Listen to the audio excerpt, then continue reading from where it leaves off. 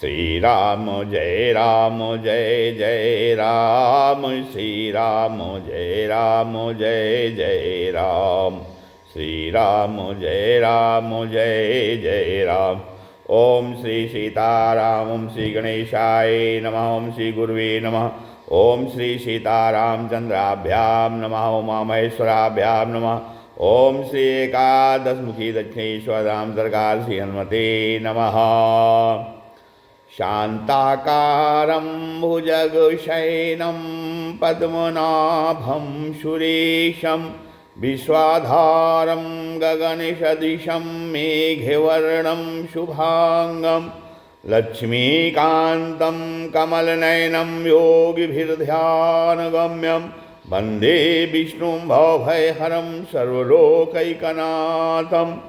यं ब्रह्मा वरुणेन्द्ररुद्रमरुताः स्तुवन्तु दिव्यैस्तवैः, वेदैः साङ्गपदक्रमोपनिषदैर्गायन्ति यं सामगाः, ध्यानावस्थितद्गतेन मनसा पश्यन्ति यं योगिनो, यस्यान्तः न विदुषुरासुरगणा देवाय तस्मै नमः।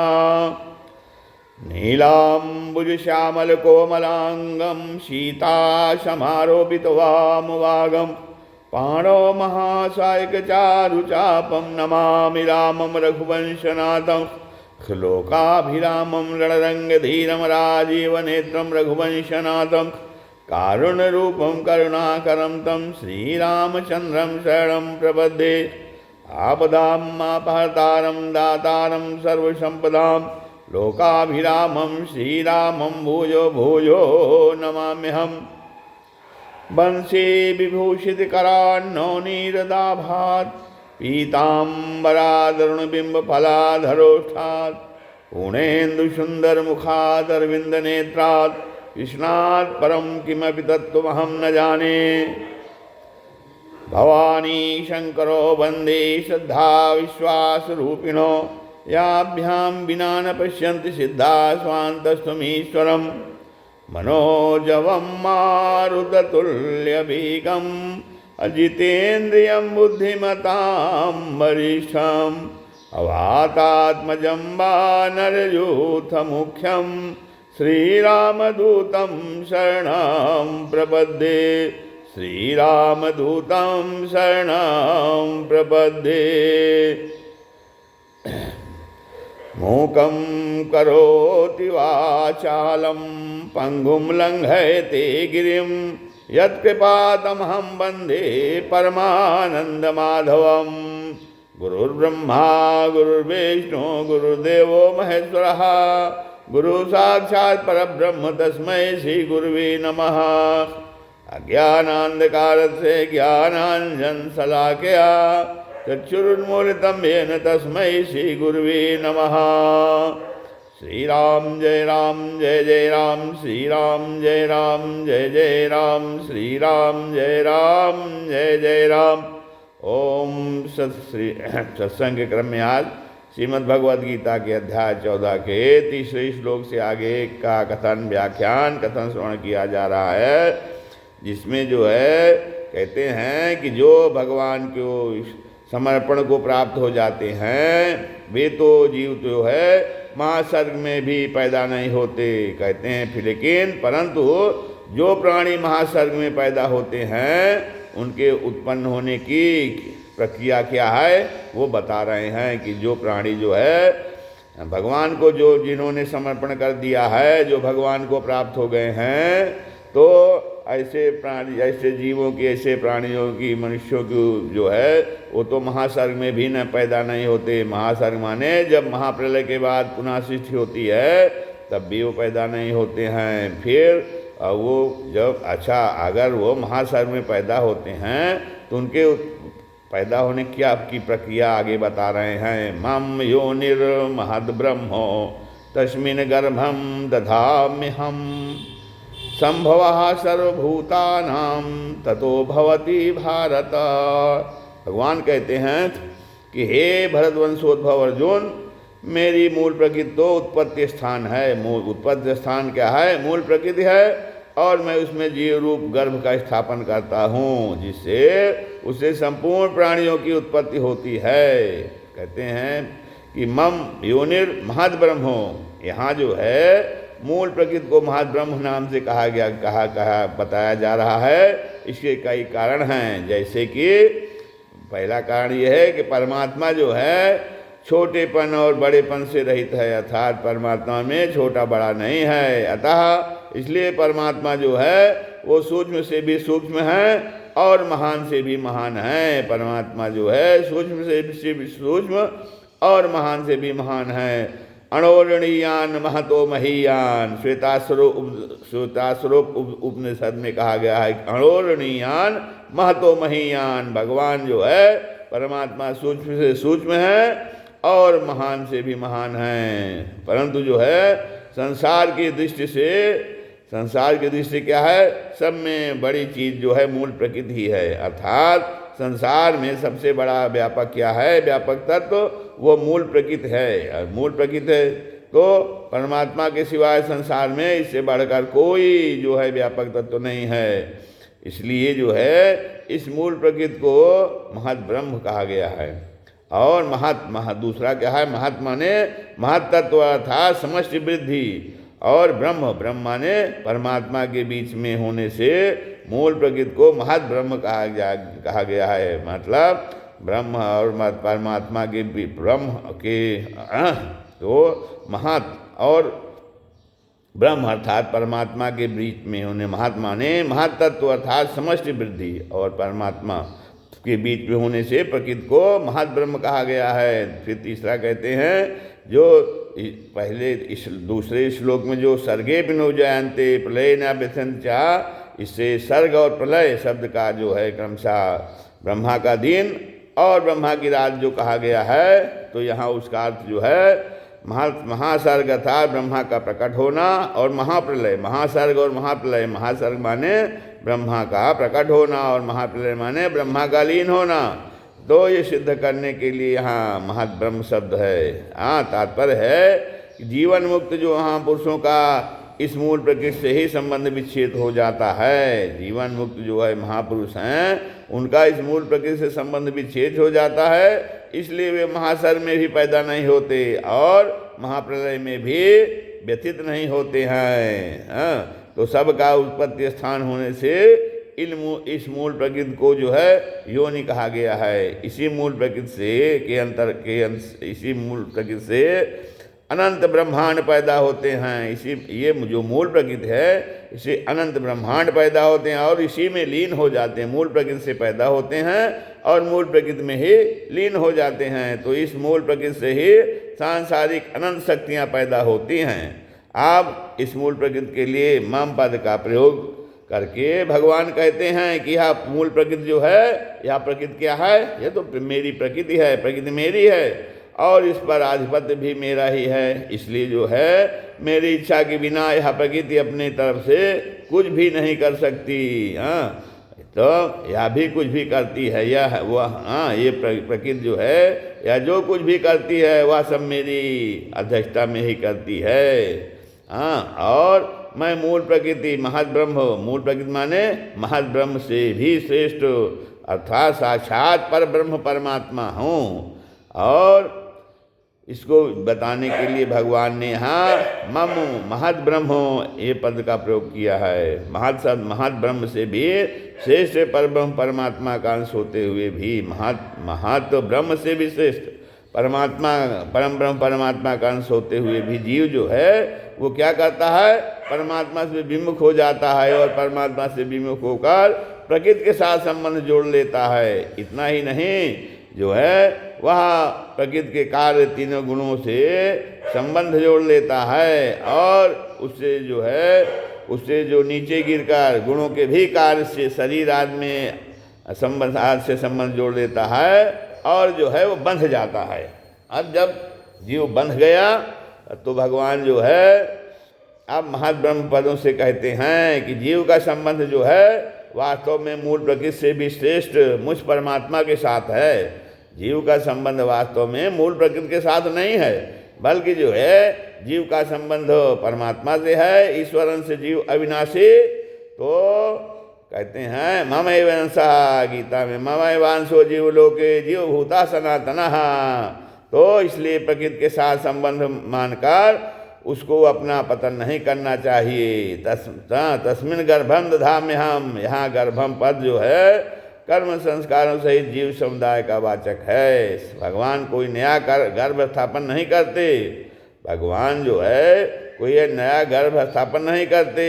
अनादिकाल से जो जीव जन्म मरण के चक्कर के, जन्म मरण के प्रवाह में पड़े हुए हैं, जन्म मरण के बहाव में पड़े हुए हैं, जन्म मरण के क्रम में लगे हुए हैं, वे महाप्रलय के समय अपने अपने कर्म संस्कारों सहित प्रकृति में लीन हो जाते हैं। हाँ, और फिर जो है प्रकृति में लीन हुए जीवों के कर्म जब जो है परिपक्व होकर जो फल देने के लिए उन्मुख होते हैं, फल देने के लिए तैयार हो जाते हैं, तब महासर के आदि में भगवान उन जीवों का प्रकृति के साथ पुनः विशेष संबंध जो है स्थापित करा देते हैं, जो कि कारण शरीर से पहले ही था। यही भगवान के द्वारा जब तो यही भगवान के द्वारा जीव का जो है जीव समुदाय रूप गर्भ को प्रकृति में योन में स्थापित करना है। संभवा सर्वभूतानाम ततो भवति भारत।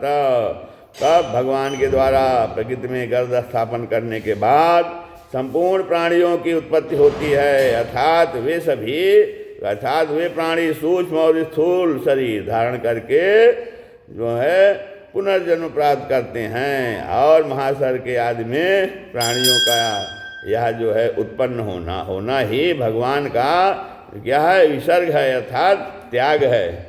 हाँ, तो आदि कर्म है, त्याग है, आदि कर्म है। तो जीव जब तक मुक्त नहीं होता तब तक प्रकृति के अंश जो है कारण शरीर से उसका संबंध बना रहता है, और वह महाप्रलय में कारण सहित शरीर ही प्रकृति में लीन होता है। आप कहते हैं कि अभी श्लोक में भगवान बता रहे हैं कि समष्टि संसार की उत्पत्ति की बात बताएं।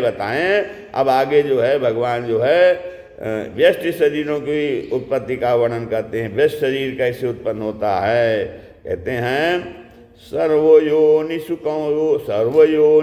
कौन्तेय मूर्तयः संभवन्ति याः तासां ब्रह्मो महद्योनि रहम बीज प्रदः पिता। हे कुंती नंदन, संपूर्ण योनियों में प्राणियों के जितने शरीर पैदा होते हैं उन सब की मूल प्रकृति तो माता है, और वे बीज स्थापन करने वाले, आप कहते हैं मैं बीज स्थापन करने वाले पिता हूँ। आप सर्वयोनिष कौन्ते मूर्तया संभवंती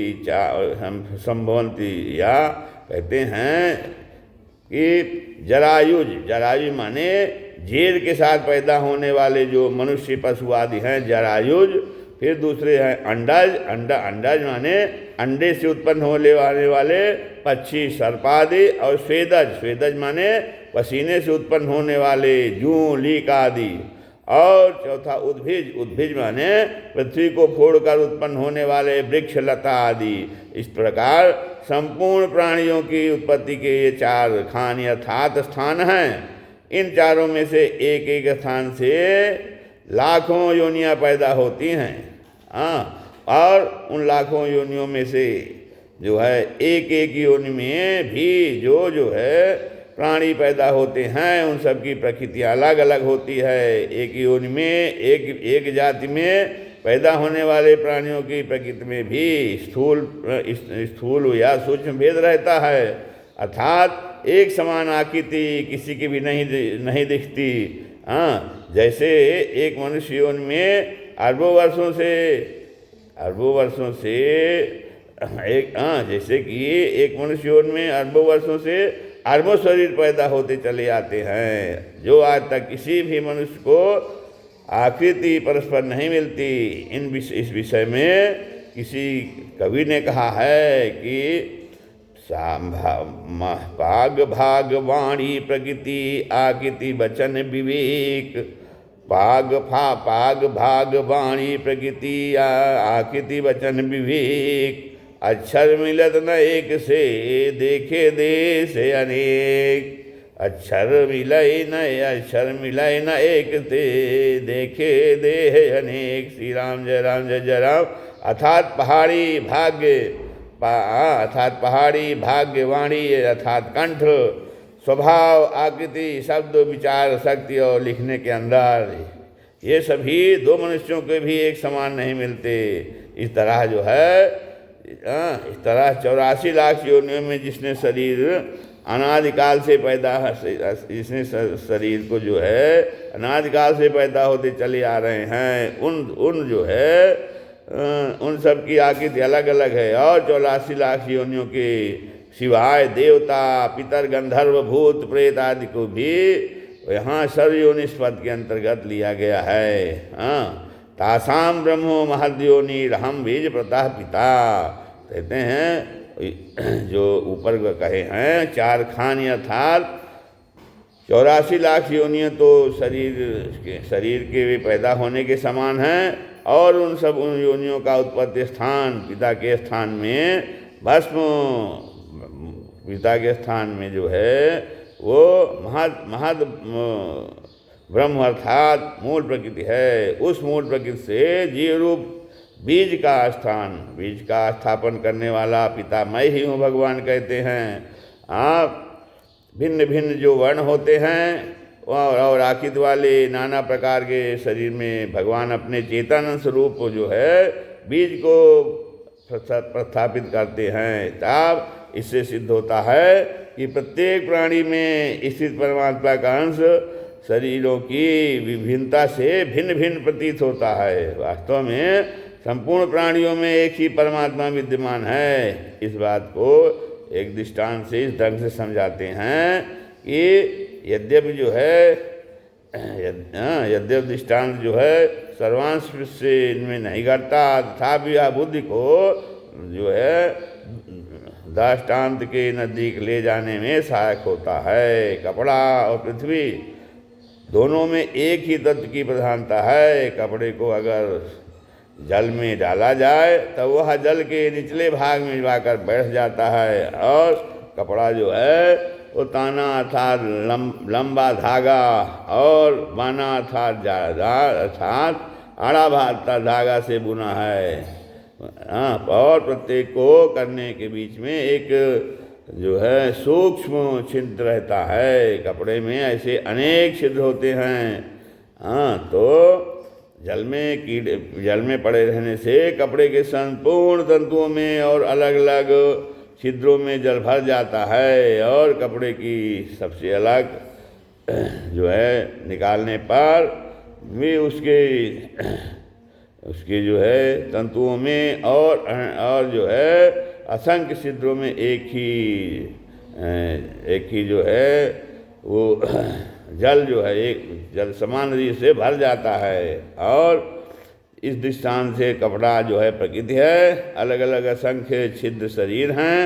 कपड़े तथा उसके छिद्रों में परिपूर्ण जो है जल अर्थात परम तत्व है। तात्पर्य है कि स्थूल दृष्टि से तो प्रत्येक शरीर में परम तत्व अलग अलग दिखाई देता है, पर सूक्ष्म दृष्टि से देखा जाए तो संपूर्ण शरीर में, संपूर्ण संसार में एक ही जो है परम तत्व परिपूर्ण है। श्री राम जय जय राम, श्री राम जय